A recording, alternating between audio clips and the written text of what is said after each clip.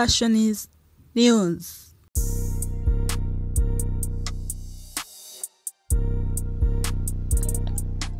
Reka nizere ko mumeze neza aho muherere mu bice bitandukanye. Turi mu masaha ya mu gitondo, aho turi uyu munsi ari tariki 9 z'ukwezi kwa mbere umwaka wa 2024. Dukomeje rero kubagezaho inkuru nyinshi zitandukanye. Abungubu aho tugiye kuvuga inkuru nanone iri gutwika kuri social media cyangwa se kuri no mihanda, ni The Ben tugiye kuvugaho. The Ben umaze igihe kinini avugwa kuri social media, ari kuvugwa cyane guhera mu mwaka ushize, mbere yuko akora ubukwe na nyuma yuko akora ubukwe yakomeza kuvugwa mu bintu bitandukanye. Uyu munsi rero ni isabukuru ya The Ben, aho tugiye kubona kureba uburyo byagenze, se umugore we yitwaye gute. N'umugore we rero watunguranye, Pamela watunguranye ku isabukuru ya The Ben. Iyi ni inkuru tugiye kubagezaho, reka mbashimire cyane.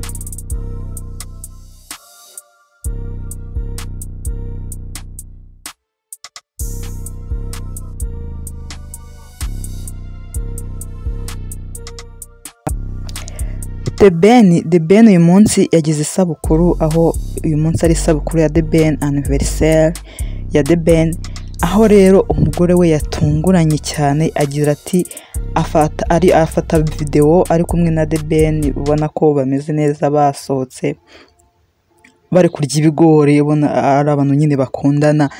Arangije ashyiraho iyo video, arayipostinga, ayiherekesha amagambo meza wavuga yatitije, mbese abantu bumiwe, abantu bayivuze, bashyizeho commentaire zitandukanye, aho nabwo turaza kureba izo commentaire bateye kuri ano magambo ya Pamela yifurije umugabo we isabukuru nziza.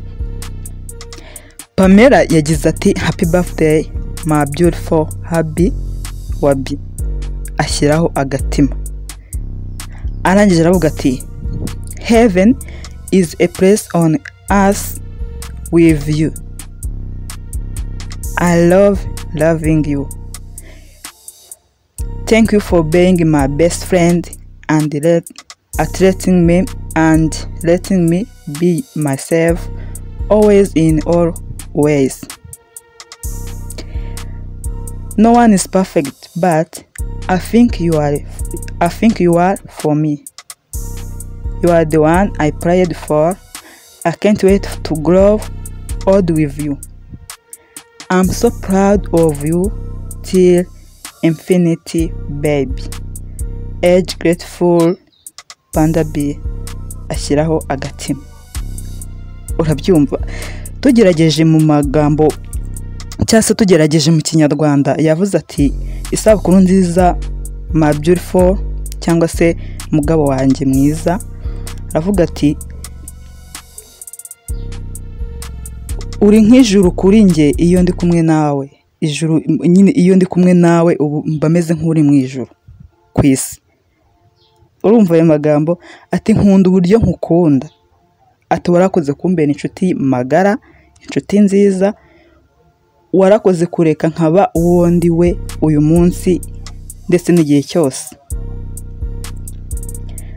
Arongera ati no one is perfect, but I think you are for me. Ati nta muntu uba perfect cyangwa se nta muntu uba mwiza mu bintu byose, ariko ntekereza ko wowe uri mwiza kuri njye.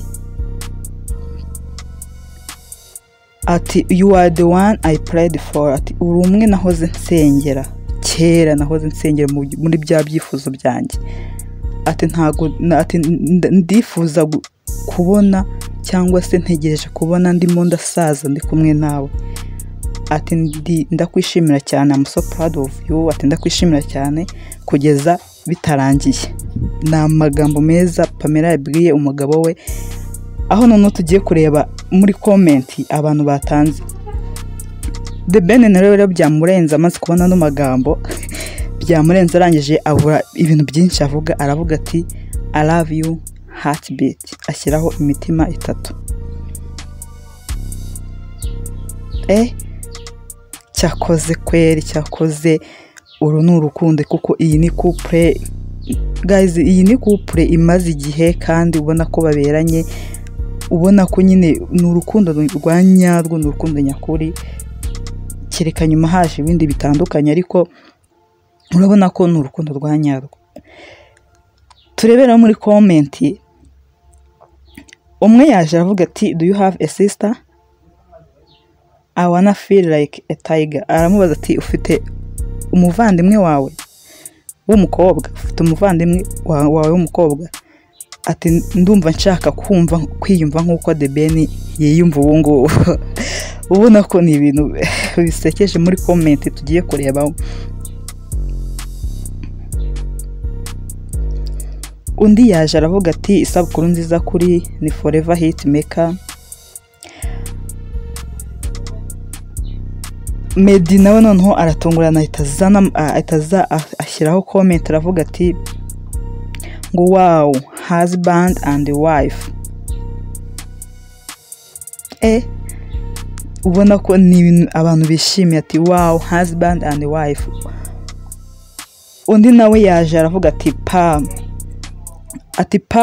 waryamye mwana wa mama.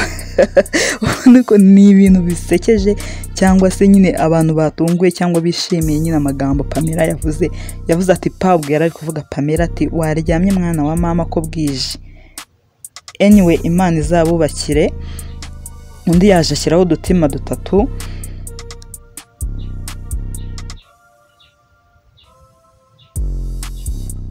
Hano hari komenti yansekeje. Umwe yaje aravuga ati happy belated, happy and amazing birthday dear Happy. Do not let us wait all along to see a baby Ben. Aho umwe noneho yaje aravuga abifuriza isabukuru nziza, arangiza aravuga ati ntimuzahatume dutegeza igihe kirekire cyo kubona umwana wa The Ben. Aho nibigeze kuri abantu batangiye kuvuga ati dutegereje kubona umwana wa The Ben. Ubona ko ni couple abantu bishimiye cyane. Undi yaje aravuga ati mbega caption abasingo twumiwe, araseka. Ubona nyine ni ibintu byashimisha cyane abantu, cyangwa se byatunguye abantu. Amagambo Pamela yabwiye umugabo we yatumye abantu biyumva, yazamuye amarangamutima y'abantu, aho bavuze nyine buri wese avugaga ibyo yumva yifuza cyangwa se yishimiye.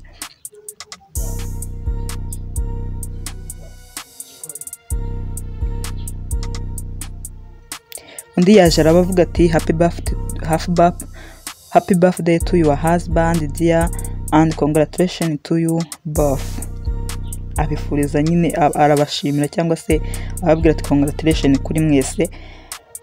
Undi nawe araza aravuga ati someone is being perfect to someone. Ashyira agatima anjye ati more blessings The Ben. Ubona ko ni komenti nyinshi abantu bagiye bavuga batera kuri nyuma y'uko ubona amagambo Pamela yayifurije umugabo we. Rero reka natwe tumwifurize kandi The Ben kuko akomeze agira isabukuru nziza, kandi bakomeze baryoherwe. Tukomeze tubifurize natwe tubifurize nabo kuzagira urugo rwiza, kandi bakomeze bakundane nk'uko babyifuza nyine kugeza bitarangiye. Nibyo natwe dushaka kubona, nibyo dushaka kubona couple yabo iri mu gihe kizaza, atari kwa kundi twumva ngo iby'abastari n'iki. Oya, ahubwo tubifuriza nyine kuzagira urugo rwiza. Ni couple ubona ko bakomeye, kandi nibyo The Ben ni umuntu mukuru. Urabona ko yakoze ibintu abizi, ni ibintu yagiyemo abizi, kuvuga ati mfashe icyemezo ngiye gushaka. Ni ibintu yakoze abizi. Rero ntabwo dukwiriye no kugira ubwoba bwabo by'uko hari ikintu cyahinduka, cyangwa se nk'uko abantu bavuga ngo bateze iminsi cyangwa se mbahaye umwaka, ibintu nk'ibyo ntibizaramba. Oya, ntitugashyireho komenti zitari nziza, ahubwo tujye tubifuriza abantu ibyiza. Rero icyo nashimira noneho abantu, ubona ko abantu bahindutse, byibuze imyumvire y'abantu irimo irahinduka, ni uburyo abantu bose babifurije ibintu byiza, cyangwa se batangajwe nabyo. Nta muntu wigeze ushyiraho komenti mbi nk'uko tubimenyereye. Abantu usanga umuntu aje agashyiraho komenti itandukanye n'ibyo abantu bari kuvuga, ikaguharabika yo kugutuka. Ubona ko rwose abantu babishimiye yes niba wumva nyine ibyo abantu bakora atari byiza cyangwa se bitagushimishije, aho kugira ngo wandike ibintu bitandukanye byo gusebya, waceceka bikagira inzira, nyine ntacyo bitwaye. Reka rero mbashimire kandi nkomeze kubifuriza kugubwa neza. Turi kumwe no mu nkuru zitandukanye. Ciao ciao.